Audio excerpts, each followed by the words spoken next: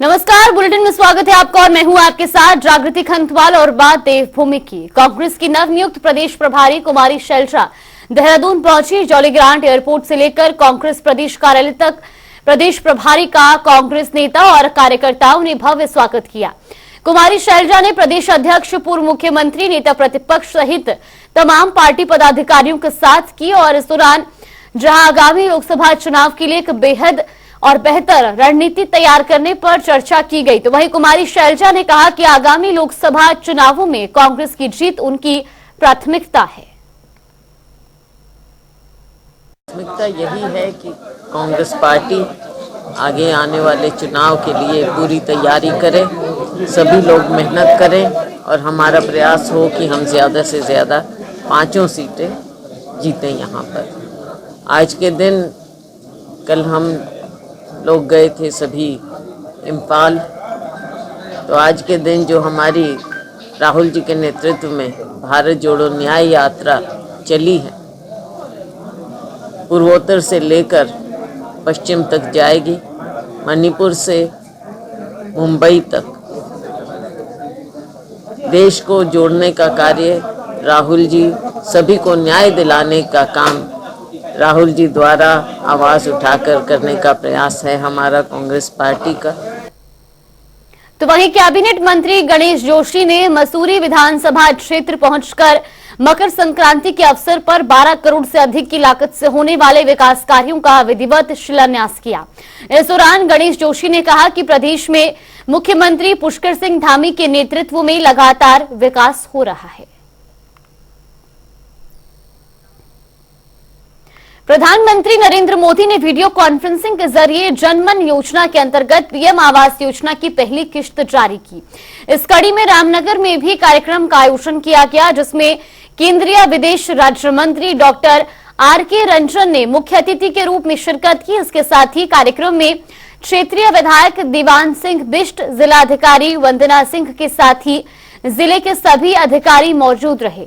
आपको बता दें कि कार्यक्रम के जरिए जनजातीय आदिवासी लाभार्थियों को विभिन्न योजनाओं का लाभ भी दिया गया। आदिवासी न्याय महाअभियान पीएम जन्म तो शुरू किया, तो आज यहाँ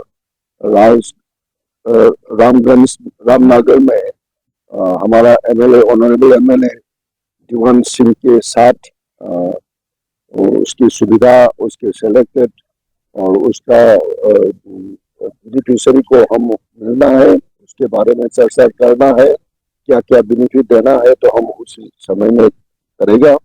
और यहाँ में क्या हुआ, हमारा प्राइम मिनिस्टर ने 15,336 करोड़ उसके लिए ईयरमार्क किया है, बजटरी आउटले दिया है। 24,000 टोटल 24,104 करोड़ या है सेंटर से 15,336 करोड़ और स्टेट सीआर से 8,768 करोड़ उसका देना के लिए हमारा बजट प्रोविजन में है। चिकित्सा शिक्षा एवं स्वास्थ्य निदेशक आशुतोष सयाना हल्द्वानी के सुशीला तिवारी अस्पताल पहुंचे, जहां उन्होंने कैथ लैब और टीबी के मरीजों के लिए बनाए जा रहे बेड और आईसीयू वार्ड का निरीक्षण किया। इस दौरान उन्होंने कहा कि जल्द ही टीबी के रोगियों के लिए अलग भवन बनकर तैयार हो जाएगा, जिससे अन्य मरीजों को इन्फेक्शन होने की संभावना को काफी हद तक कम किया जा सकेगा। एक 60 बेड का एक वार्ड और आईसीयू ब्लॉक जो बन रहा है, टीबी के लिए बन रहा है और 6 रोग के लिए बन रहा है। तो एक 60 बेड का जो ये वार्ड बनेगा, इसमें जितने भी टीबी के मरीजों के लिए अलग अलग तरीके के जो है, किनको आईसीयू की ज़रूरत है, किनको जो है रेसिस्टेंट टीबी है, किनको जनरल वार्ड की ज़रूरत है, तो अलग अलग तरीके के जो है वहाँ पर वार्ड बनाए गए हैं। ओपीडी की अलग व्यवस्था करी है ताकि अन्य मरीजों को जो है इसका इन्फेक्शन ना फैले। और इस तरीके से जो है वो टीबी का भवन भी जो है अंतिम चरण पर है और फरवरी अंत तक का जो है उन्हें एक लक्ष्य दिया है कि वो पूर्ण करके ताकि जो है हम इसका लोकार्पण कर सकें। अखिल भारतीय सफाई मजदूर संघ के कार्यकर्ताओं ने अपनी मांगों को लेकर सचिवालय कूच किया।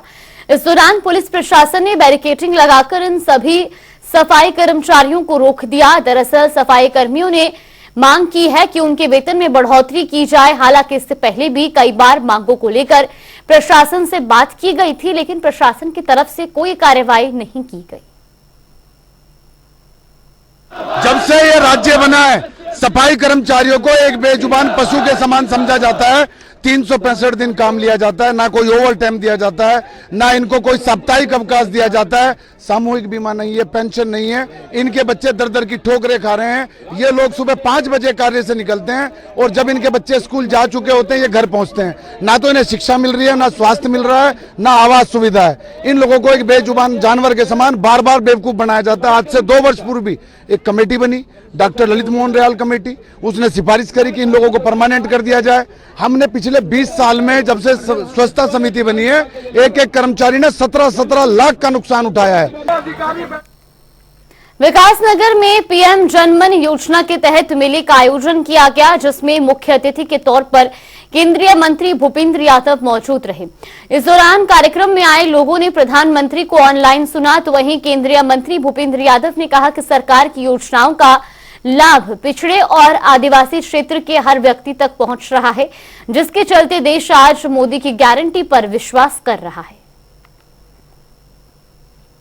सुबह मैं लाभार्थी योजना में भी गया और प्रधानमंत्री आवास योजना, आयुष्मान योजना और उसके साथ जो सिकल सेल का विषय है, महिलाओं के बचत घटों का जो महिला स्वयं सहायता समूह के विषय, उनको मैंने बहुत तसल्ली से जाना, सबसे प्रश्न भी पूछे। मुझे इस बात का बड़ा आनंद है कि उत्तराखंड सरकार मुख्यमंत्री माननीय धामी जी के नेतृत्व में इन सब योजनाओं को नीचे तक पहुंचा रही है। जितनी महिलाएं या लाभार्थी मिले, सब ने बड़ी सहजता से बताया कि किस प्रकार से सरकार की योजनाएं ये लाभ पहुंचा रही है। हल्द्वानी में पर्वतीय उत्थान मंच के तत्वाधान में आयोजित उत्तरायणी मेले का रंगारंग कार्यक्रमों के साथ समापन हो गया।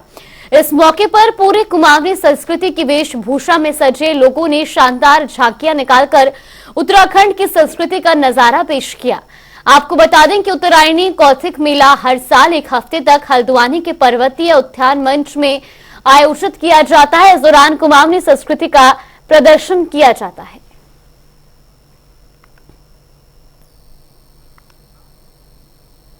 खटीमा के जंगलों से लगे इलाकों में गुलदार का खौफ बना हुआ है। दरअसल खटीमा वन रेंज के घोसे कुआं भुड़ाई इलाके में गुलदार ने देर रात ग्रामीणों पर हमला कर उन्हें घायल कर दिया। गुलदार के इस हमले में 3 लोग घायल हो गए, जिन्हें नागरिक चिकित्सालय में इलाज के लिए भर्ती किया गया। तो वहीं हमले में गंभीर रूप से घायल एक व्यक्ति को हायर सेंटर रेफर किया गया है। एक्चुअली कल रात पे हम सो रहे थे, मतलब कार्यक्रम कंप्लीट होने के बाद बारात में, फिर उसके बाद हम सो रहे थे तो उसमें अचानक से गुलदार आया, उसमें झपट्टा मारा। तो मेरे ये पंजा में लगा, इसमें नाक में और ये आपका गाल में, और वो साथ वाले थे उनको भी घायल किया उसने। ये आपकी घटना हुई रात के 11 से 12 के बीच में से। कितने लोग घायल हुए आप लोग? इसमें 3 लोग घायल हुए। बताया गया कि अटैक हुआ था और अभी तो फिलहाल सब स्टेबल है मरीज, सबको प्राथमिक उपचार दे दिया गया है। फिलहाल ऐसे घबराने की कोई जरूरत नहीं है। एक मरीज है जिसको ज़्यादा इंजरीज हैं, तो उसको हम एहतियात के तौर पे सुशील तिवारी रेफर कर रहे हैं।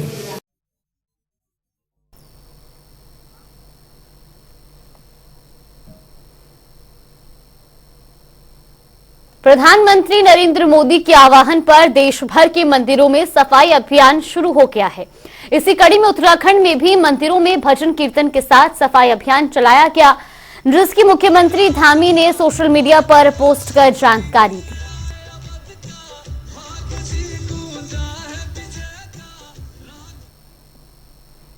उत्तराखंड के लोक पर्व घुघुतिया त्यार को लेकर सीएम धामी ने प्रदेशवासियों को शुभकामनाएं दी हैं।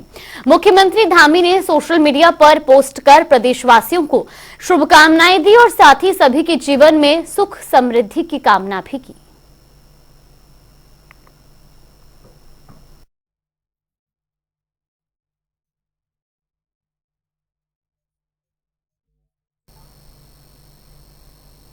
अयोध्या में 22 जनवरी को भगवान श्री राम की प्राण प्रतिष्ठा होनी है। उससे पहले आज से ही प्रधानमंत्री मोदी के आह्वान पर देश भर में कई तरह के कार्यक्रमों का आयोजन किया जा रहा है। इसी कड़ी में देहरादून में स्वास्थ्य क्षेत्र से जुड़े लोगों ने स्वैच्छिक रक्तदान शिविर का आयोजन किया और रक्तदान महादान का संदेश दिया। आपको बता दें कि कार्यक्रम में बतौर मुख्य अतिथि बीजेपी प्रदेश अध्यक्ष महेंद्र भट्ट समेत कई गणमान्य लोगों ने भी शिरकत की।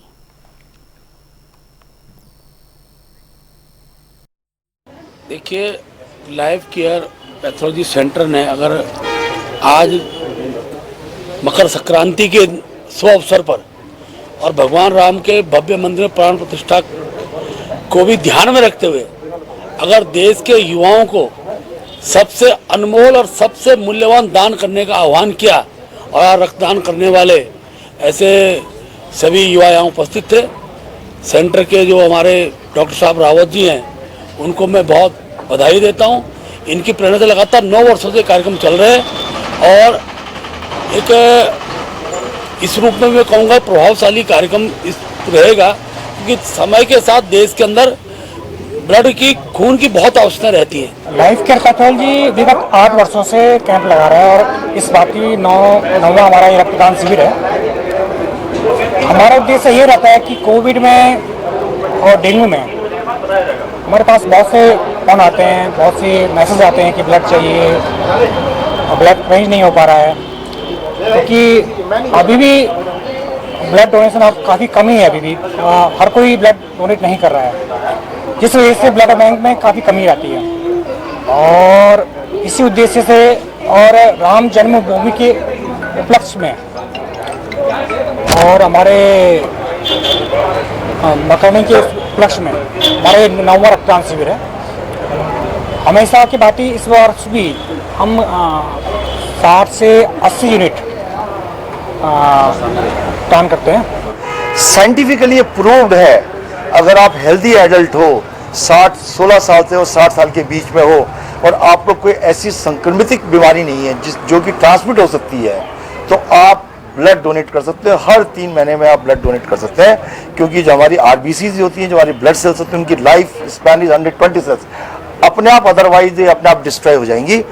तो मैं नहीं समझता हूँ कि इससे बड़ा कोई दान है कि अगर आप रक्त दान करते हैं और इससे किसी की जान बचाते हैं।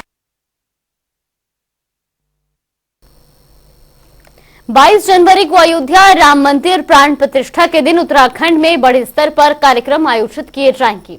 इतना ही नहीं, मुख्यमंत्री पुष्कर सिंह धामी और बीजेपी के प्रदेश अध्यक्ष महेंद्र भट्ट का भी प्रवास का कार्यक्रम है। आपको बता दें कि महेंद्र भट्ट जोशीमठ में रहेंगे और वहां पदाधिकारियों और कार्यकर्ताओं के साथ मंदिर में पूजा कीर्तन के साथ हवन करेंगे। तो वहीं मुख्यमंत्री पुष्कर सिंह धामी ने कहा कि प्रवास करेंगे, ये अभी तय नहीं हुआ है। लेकर 22 तारीख तक पूरे प्रदेश के अंदर स्वच्छता अभियान के कार्यक्रम चल रहे हैं और उसके आधार पर मुख्यमंत्री जी, क्योंकि राम जन्मभूमि में प्राण प्रतिष्ठा का कार्यक्रम है, इसलिए मंदिरों की स्वच्छता, मस्जिदों की स्वच्छता, चर्चों की स्वच्छता, ये भी महत्वपूर्ण आज से लेकर 22 तक रहेगा। तो हम सब ने उसको प्राथमिकता लिया है स्वच्छता की दृष्टि से। बाकी सभी क्षेत्रों में स्वच्छता कार्यक्रम हमारे संगठन द्वारा हर वर्ष होते हैं, हर समय पर होते हैं। और आज भारत के जो तस्वीर बदली है, ये मोदी जी के आह्वान में बदली है। उत्तराखंड की पवित्र नदियों का जल अयोध्या में भगवान राम को अर्पित किया जाएगा, जिसके लिए मुख्यमंत्री पुष्कर सिंह धामी ने साधु संतों के जत्थे को रवाना किया है। इससे पहले हर की पैड़ी पर पवित्र नदियों से मंगवाए गए जल कलश का पूजन किया गया, जिसके बाद पुष्प वर्षा के साथ साधु संतों का जत्था अयोध्या के लिए रवाना हुआ।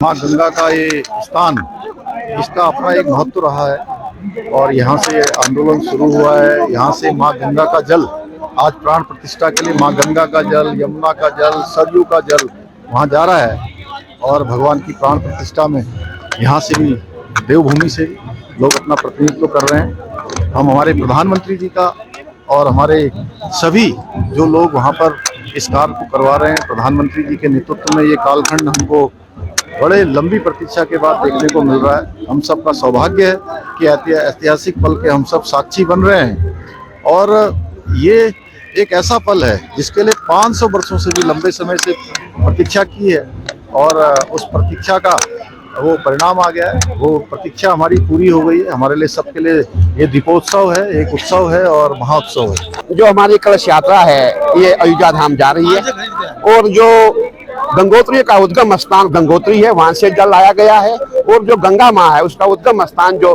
गंगोत्री है वहां से जल मंगाया गया है और जो सरजू है उसका जल जो है बागेश्वर से मंगाया गया है, क्योंकि बागेश्वर जो है सरजू का उद्गम स्थान है, इसीलिए तीनों जल यहाँ ला करके यहाँ उनमें गंगा जल मिला करके ये पूरा जल जो है अयोध्या धाम को रवाना हो रहा है। मुझे वो दिन याद आता है जब सपा सरकार थी, जब हमारे ऊपर कार सेवकों के ऊपर डंडे बरसे थे। आज वो दिन है कि आज हम जो है राम मंदिर के लिए जा रहे हैं, अयोध्या जा रहे हैं और राम राम करते जा रहे हैं।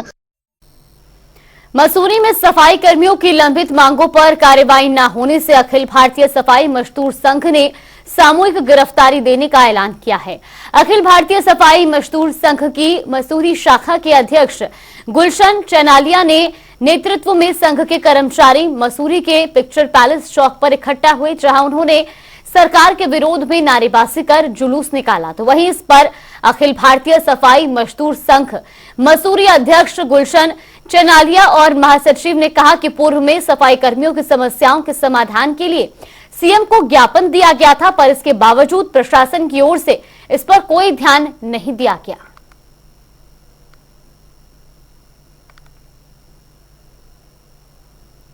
वर्षों से सरकार के साथ जुड़े हुए हैं, वार्ता चल रही है। 1-2 साल पहले Lalit Riyal committee, doctor Lalit Riyal committee बनी थी, उसमें माना गया था कि आपकी सरकार ने माना था कि आपकी शर्तें जायज हैं और इन्हें लागू किया जाएगा, परंतु शर्तें होने के बाद, मंजूर होने के बावजूद भी उन्होंने कोई कार्रवाई इस पर नहीं की।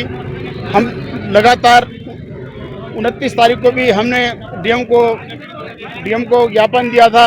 अभी भी उन्होंने फिर हमें 12 तारीख का टाइम दिया था कि 12 तारीख को वार्ता होगी और आपके हित में कुछ ना कुछ करा जाएगा, परंतु 12 जनवरी को भी ना कुछ हो के हमने 15 तारीख का कल जेल भरो आंदोलन का दिया है। उन्होंने एस्मा लगा दिया कि कोई कर्मचारी हड़ताल नहीं करेगा वरना उन्हें बंद कर दिया जाएगा। इसलिए इसका रोष जताते हुए सभी कर्मचारी खुद ही जेल भरो आंदोलन। नगर पालिका की जो प्रांगण में नगर पालिका पिक्चर पैलेस में हम लोग एकत्रित हुए हैं। सरकार से हमने बहुत लंबे टाइम से गुजारिश करी थी कि हमारी मांगों पर चर्चा की जाए, वार्ता की जाए। आज ये टाइम आने के बाद भी हमने ये निर्णय लिया है कि मसाल जुलूस निकाला जाए पूरे मसूरी में, पूरे उत्तराखंड में ये भागीदारी ली जाए चाहिए कर्मचारी के प्रति।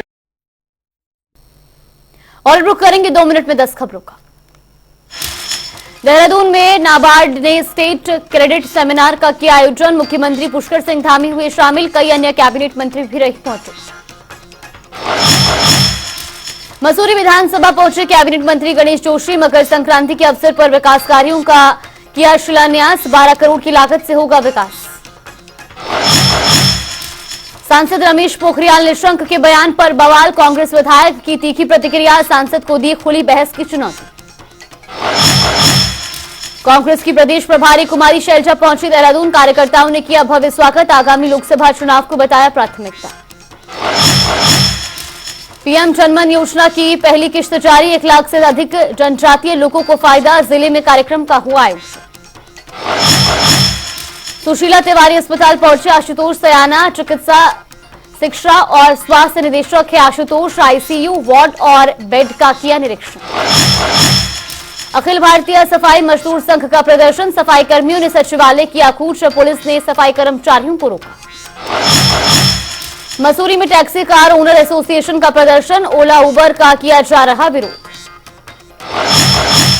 देहरादून में गुलदार का आतंक, गुलदार ने बच्चे पर किया हमला, वीडियो हुआ वायरल। खटीमा में भी दिखा गुलदार का खौफ, 3 ग्रामीणों पर गुलदार ने किया हमला, एक की हालत गंभीर। चलिए देवभूमि की खबरों में फिलहाल के लिए बस इतना ही। यहां पे रुकते हैं एक छोटे से ब्रेक के लिए।